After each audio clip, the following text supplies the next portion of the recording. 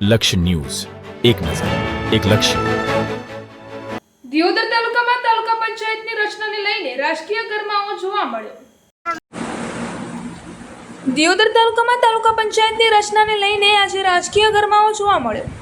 તાલુકા પંચાયતના સભ્યોની નિમણૂક દરમિયાન અચાનક રાજકીય ધડાકો સર્જાતા સમગ્ર વિસ્તારમાં ચર્ચાનો માહોલ બન્યો છે.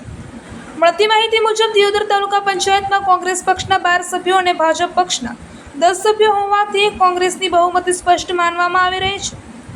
છતાં કોંગ્રેસ પક્ષ દ્વારા ગંભીર આક્ષેપ કરવામાં આવ્યા છે કે ભાજપ દ્વારા જાણતા જ રાજકીય સ્ટન્ટ કરીને સમગ્ર પ્રક્રિયામાં અવરોધ ઊભો કરવાનો પ્રયાસ કરવામાં આવ્યો છે.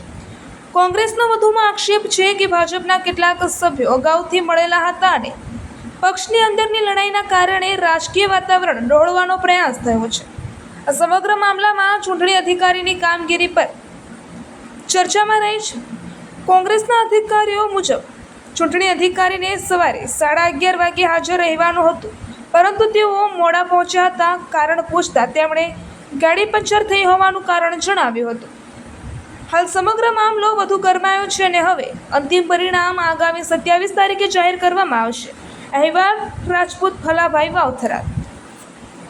દિયોદર તાલુકા પંચાયતના પ્રમુખ અને ઉપપ્રમુખની ચૂંટણી માટેની તારીખ ચૂંટણી પંચે અને સરકારે નક્કી કરેલી હતી.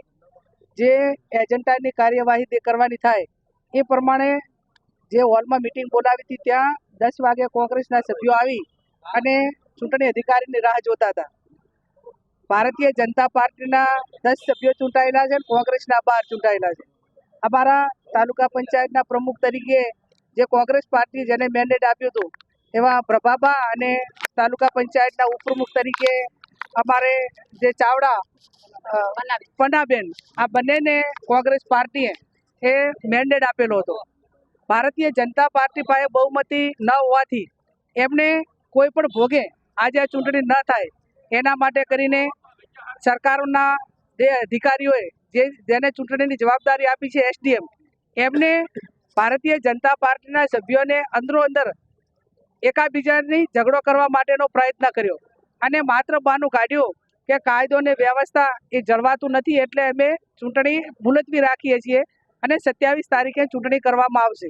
હવે નાના મોટી જે કાંઈ એમની વાત અને ચૂંટણી મુલતવી રખાવવા માટે અંદરો અંદર એકાબીજા એ ભારતીય જનતા પાર્ટીના સભ્યો ઉશ્કેરણા છે.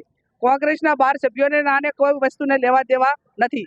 છતાં પણ એમને જે પ્રજાએ બહુમતી જેણે આપી અને જેણે લોકોએ ચુકાદો આપ્યો એ એમને પચતો નથી.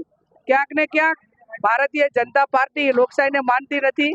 એમના જે પદાધિકારીઓ હોય એ પણ લોકશાહીને માનતા નથી અને કોઈ પણ ભોગે આ તાલુકા પંચાયતની ચૂંટણીમાં કોંગ્રેસનો પ્રમુખ ને ઉપપ્રમુખ ન બે એના માટે કરીને એમણે આ કાવતરું કર્યું છે.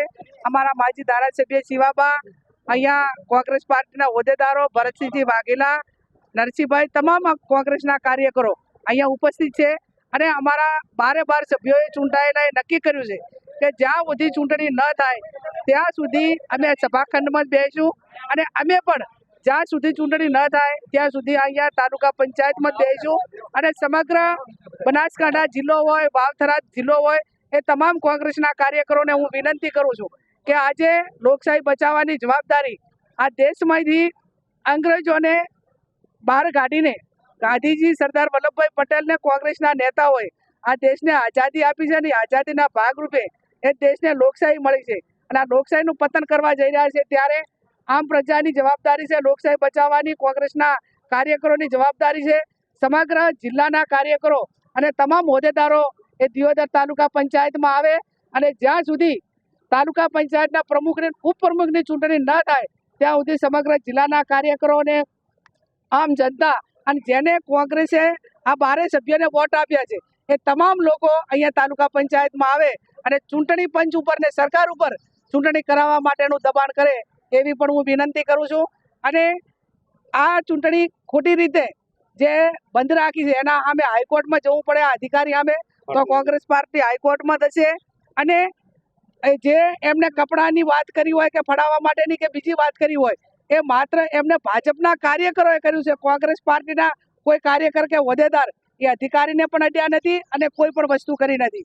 એક અમારી બેન તાલુકા પંચાયતની સભ્ય છે, એની ડિલિવરી માટેની તારીખ ડૉક્ટરે 27 તારીખ આપેલી છે, છતાં પણ એને પૂરા મહિના થાય છે, એક જ દિવસ એને ડિલિવરીમાં બાકી છે અને છતાં પણ એ તાલુકા પંચાયતના સભાખંડમાં બેઠી છે. આજે એ પરિસ્થિતિમાં પણ આ બહેનો ઉપર આ ડિલિવરીનો પ્રસંગ હોય છતાં પણ આ સરકારની જવાબદારી જે છે એ જવાબદારીમાં ઉણા ઉતર્યા છે અને એમને કોઈ દયા બહેનો માટે કે દીકરીઓ માટે કે આવનાર એનું જે બાળક છે એના માટે કે સલામતી માટે પણ આ ભારતીય જનતા પાર્ટીને કોઈ દયા દેવું કે જવાબદારી જેવું ભાન નથી.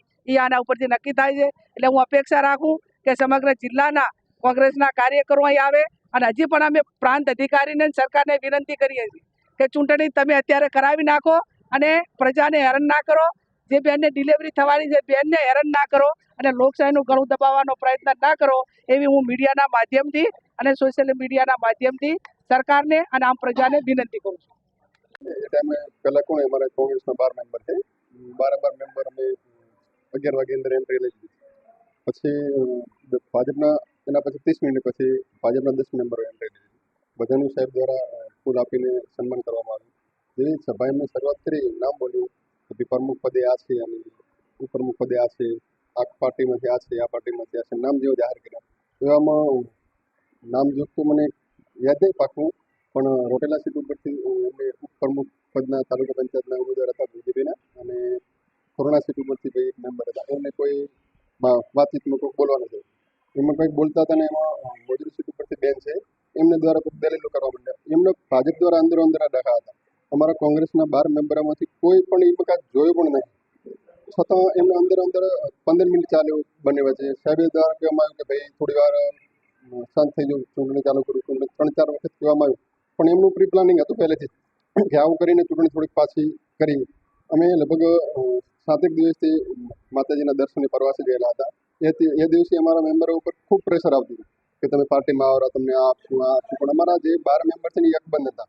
ક્યારેય કોઈને રિપ્લે પણ નથી આપ્યો, એમના સામે જોયું પણ નથી કે ભાઈ અમારે પક્ષમાંથી આવું કરવું. પણ 12 અકબંધ મેમ્બર હતા ને, એટલે એમનાથી થયું નહીં. એટલે 27 તારીખ સુધી એમને કે ચૂંટણી થોડીક ખેલાઈને અમે કંઈ કરી, પણ અમારી પાર્ટીમાંથી ક્યારેય કશું થવાનું નથી. અમે 27 તારીખ સુધી તાલુકા પંચાયત છોડવાના નથી. ચૂંટણી વિજેતા જાહેર કરી પ્રમુખ બનાવી કોંગ્રેસ પાર્ટીનું, પછી જ તાલુકા પંચાયત છોડશું.